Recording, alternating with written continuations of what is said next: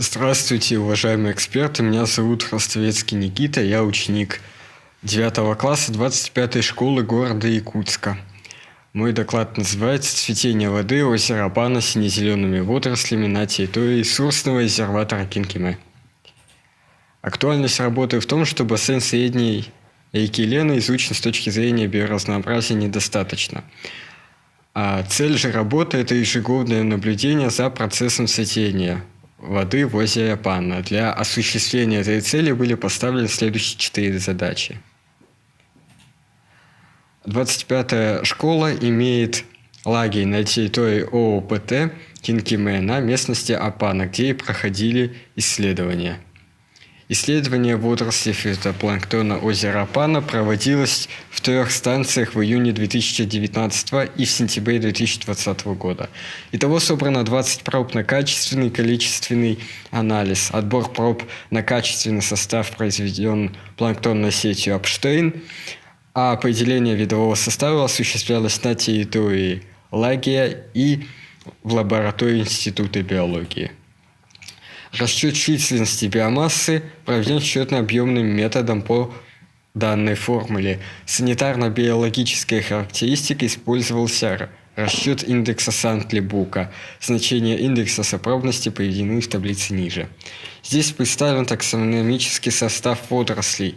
Того было выявлено 78 видов, распределены по 55 родам, 40 семействам, 27 порядкам, 11 классам. Больше всего в видовом соотношениях диатомовых, их 46%. Меньше же всего динофитовых водорослей. Здесь представлено распределение численности видов и биомассы. Также в 2020 году преобладают диатомовые водоросли. Те, что вызывают цветение, в основном это 2 вида. Это колония микроцистис и колония фанозомион. Показатели численности и биомассы в 2020 году немного уменьшились, так как исследования проводились в сентябре месяце. Здесь представлен систематический список водорослей за 2020 и 2019 годы. Красным цветом выделены редкие виды. Гидрохимический анализ всех 3 станций показал превышение фосфат-ионов. Сам гидрохимический анализ был произведен в аналитическом центре экологического мониторинга. Превышение фосфат-ионов свидетельствует о наличии цветения. Санитарно-биологический показатель в 2019 году составил 1,96, что относит воду к 3 классу, к 3 разряду чистоты воды и к олигофомизосробной степени. По наблюдениям 2020 года индекс составил 1,75, что говорит о слабо загрязненных водах. Процесс цветения воды – это процесс, при котором резко увеличивается количество фитопланктона на определенный объем воды. Причины же в нашем случае – это высокие благоприятные температуры и омеление озера.